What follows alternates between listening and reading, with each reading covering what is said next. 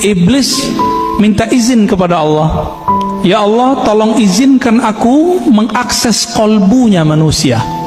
Apa kata Allah? Enggak diizinkan ente. Tapi ente punya cara. Tidak langsung. Caranya apa? Tajri majrad dam. Kamu diizinkan mengakses lewat darah, tapi nggak boleh langsung ke jantung, karena jantung berhubungan dengan kolbu. Tapi karena darah itu nanti mengalir, berputar di dalam kolbu, inilah orang kalau tidak membersihkan kolbunya, kolbunya menjadi kolbu iblis. Itulah yang nanti kalau dibiarkan Pak pribadi ini merasa lebih, nanti lama-lama dia berani nyalain orang, bahkan bunuh orang yang beda sama dia, bahkan ngebom orang yang beda faham sama dia. Nanti di akhir zaman, ini kan akhir zaman sudah, mereka akan menjadi tentara Dajjal. Inilah yang masuk dalam imajinasi para pembuat seniman-seniman itu, jadi zombie itu adalah karakter dari atba'u Dajjal. Nggak ada iman di kolbunya. Hati-hati Pak ya. Maka pandanglah kolbu itu, bersihkan tiap hari. Jadi kalau mau istighfar, nggak hanya istighfar zahir, istighfar kolbu. Kalau kita udah masuk istighfar kolbu, siapa aja ngomong kita dengerin, siapa yang ngajar kita dengerin, khotibnya nggak menarik tetap kita doain. Tapi kalau iblis bersarang di kolbu lewat darah itu, karena dia bisa menguasai darah di mata, dia akan bilang, khotib bodoh, gitu Pak. Mulai itu, walaupun bapak ini ahlu sunnah aswaja katanya, kolbunya sudah jadi kolbu setan. Jadi jangan heran banyak nanti dai-dai yang katanya berpakaian aswaja ahlu sunnah, tapi kolbunya sudah kolbu iblis. Apalagi yang bukan ahlus sunnah. Semoga Allah melindungi kolbu kita. Amin ya rabbal alamin ya.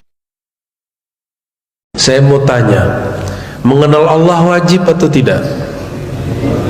Ma'rifatullah wajib? Zikir kepada Allah wajib atau sunat? Lebih banyak perintah zikir atau perintah sholat? Sholat itu sendiri untuk apa? Untuk zikir. Aqimis sholata li dzikri, surat Thaha. Dirikanlah sholat untuk berzikir. Dulu sewaktu kita kecil ada latihan sholat, benar nggak? Tapi adakah kita yang berlatih zikir? Nggak ada.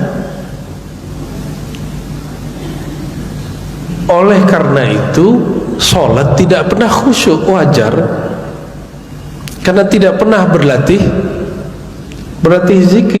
Padahal aqimis sholata li dzikri, dari kecil kita hanya berlatih gerakan sholat, gerakan fiilnya sholat,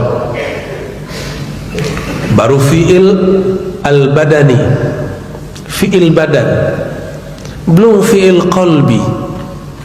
Kapan kita hendak melatih kolbu untuk sholat? Jadi jawabannya sederhana. Kenapa saya belum khusyuk? Sederhana sekali, karena Tuhan belum berzikir dengan kolbu. Allah itu yang dipandang bukan cara rukuknya. Rukuk itu caranya itu di fikih. Sallu kama ra'aitumuni usolli. Zahir ini itu tabi' lil batin. Tubuh kita yang zahir ini, jawarih ini, dia mengikuti yang batin. Apabila yang batinnya khusyuk, maka zahirnya khusyuk. Banyaklah orang terpedaya bahwa sholat khusyuk itu mesti pakai baju gamis, pakai baju koko. Cobalah lihat, sholat pakai gamis khusyuk tak? Yang ada risih, kecuali sudah biasa. Alhamdulillah saya sudah biasa, merasa paling soleh ini ya. Beda sendiri. Mungkin ada yang di sini tidak biasa orang guna serban ya. Coba sholat pakai serban, aneh sendiri. Bukan itu yang menyebabkan orang khusyuk.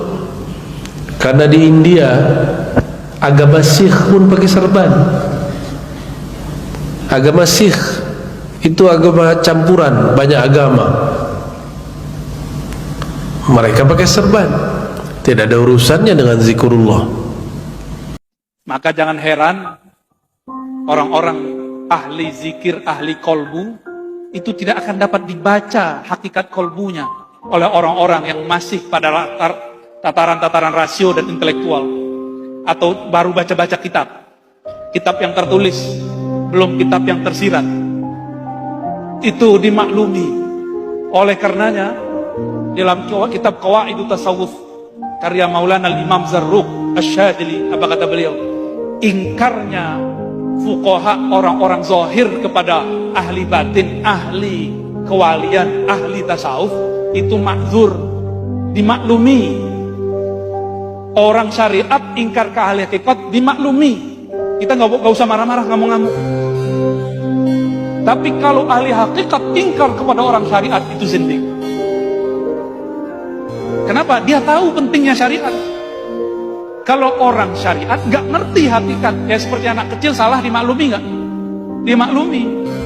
Makanya slogannya dari dulu gitu. Mohon maaf nih kalau para kiai ada yang ngomong begitu. Benerin aja syariat ente, ntar dapat hakikatnya. Kita sempurnakan kalam ini. Benerin syariatmu dengan hakikat. Itu yang bener, yang pas, insya Allah. Karena tidak ada namanya tanaqud baina syariah wal haqiqah. Disinilah pentingnya adab.